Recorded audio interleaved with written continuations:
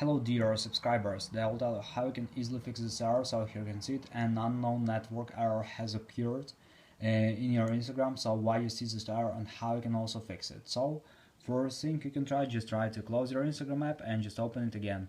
And also if it doesn't help you, just try to update your Instagram app. So just go to App Store, just go to Search tab. In Search tab just write Instagram, and if you see here not open but update, just tap on update and wait until it will successfully install the latest updates for your Instagram application.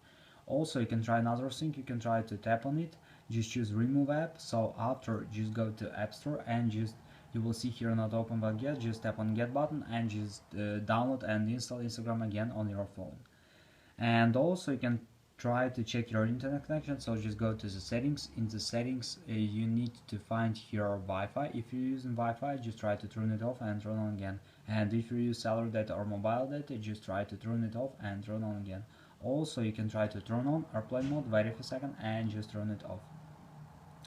So another thing you can try, just go to the general, just scroll down, just tap on shutdown, slide to power off, wait a second and just power your phone again. So just simple restart your phone. So this is the way how you can also try to fix it. So thanks for watching, have a nice day, subscribe to my channel, click like and goodbye.